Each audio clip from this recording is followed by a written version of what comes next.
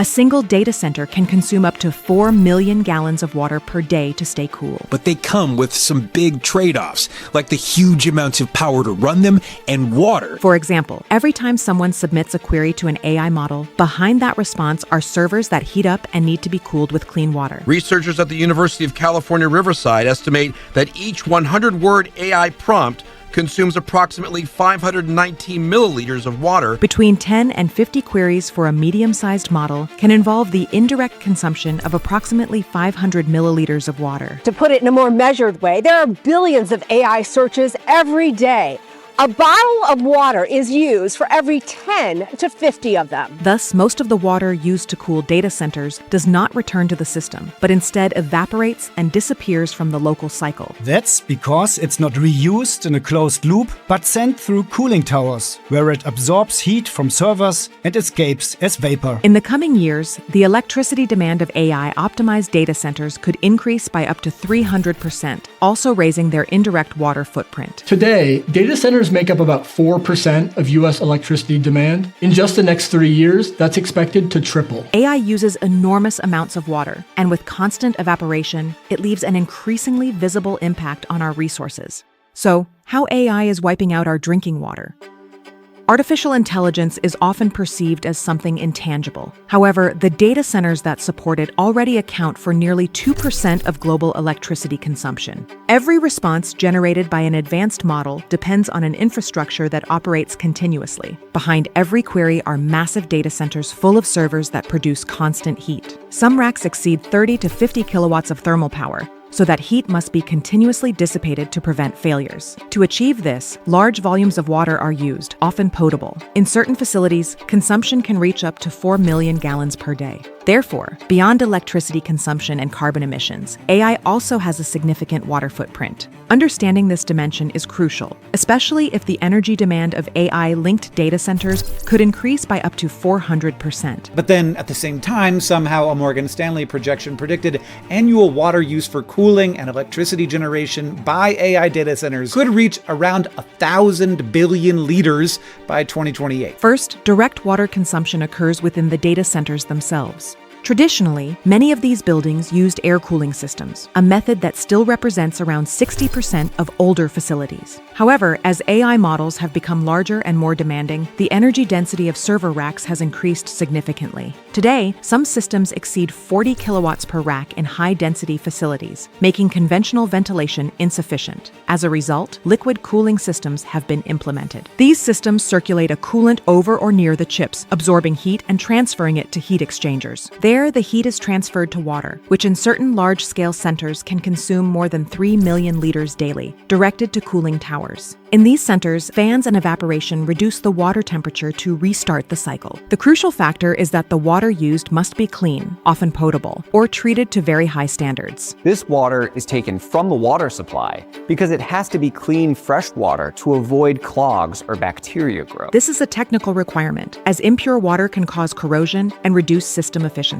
Therefore, it is not just any water, but a resource that in many regions accounts for less than 3% of available water, competing with human and agricultural consumption. Additionally, a significant portion of the water is lost through evaporation. When hot water reaches the towers, a fraction turns into vapor, with losses in large facilities exceeding 500,000 liters daily. This water does not return to the immediate local system. This has made water scarcity a real risk for the operation of these data centers. Meanwhile, as data centers continue to mushroom, we will need more and more water. So this is not just an environmental problem, it's also a technological one, because without water, there is no AI. Direct consumption is not the only dimension of the problem. The indirect water footprint can be even larger. To understand it, it is necessary to look beyond the data center building and observe how the electricity that powers it is generated. Electricity generation, especially in coal, gas, or nuclear plants, can sustain facilities demanding more than 100 megawatts of continuous power. These plants heat water to produce steam that drives turbines and generates electricity. Later, that steam must be cooled, which again involves water-consuming cooling systems. In conventional thermal plants, electricity production can involve involve average water consumption of around 2 liters per kilowatt hour generated. As AI data centers increase their energy demand, pressure on power plants also rises. If demand grows by 400% by 2030, the water impact could be amplified in regions reliant on thermal sources. Worldwide, data center water consumption is increasing drastically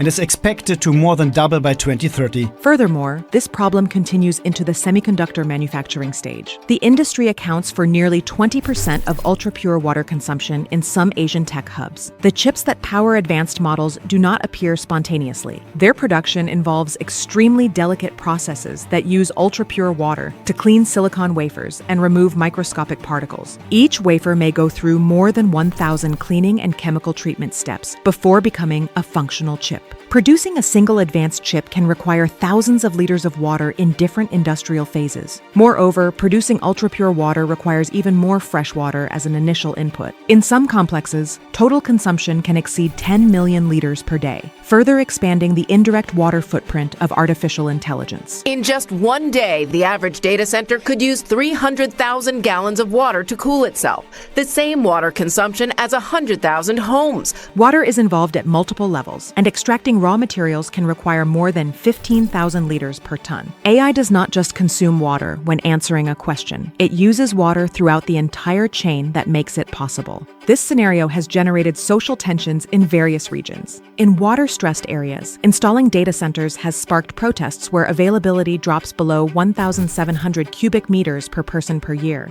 Residents question whether it is sustainable to allocate large volumes of water to digital infrastructure when irrigation or domestic use is restricted. In the United States, the debate focuses on balancing technological expansion with water scarcity and protecting underground water resources. They went through this process called de-water because of Amazon's data center construction, where they were actually removing groundwater that people rely on here for their drinking water. In response to these criticisms, major tech companies have committed to water neutrality, aiming to replenish up to 120% of consumed water. That is, returning to the environment an amount of water equal to or greater than what they consume. They are implementing restoration and efficiency projects, and some centers already recycle up to 85% of water used. At the same time, technical solutions are being explored, such as immersion cooling, locating centers in cold regions, and using the ocean as a natural heat sink. Residual heat is also being reused for urban heating, with projects supplying more than 10,000 homes in certain European cities. However, these initiatives still represent a limited portion of global infrastructure. For example, Microsoft builds data centers in Canada to take advantage of the cold climate and naturally cool servers. So one of the great things about building in Canada and in colder climates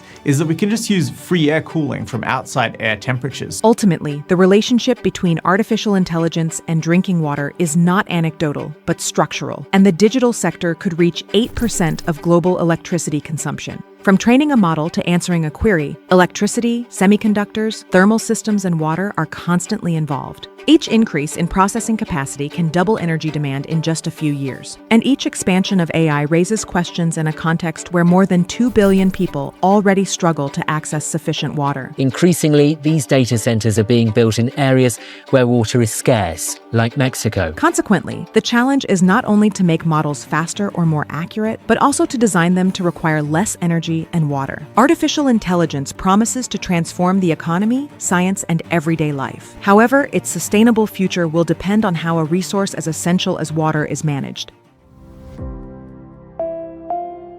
At Economy Media, your opinion matters to us. Subscribe and let us know what you think in the comments below.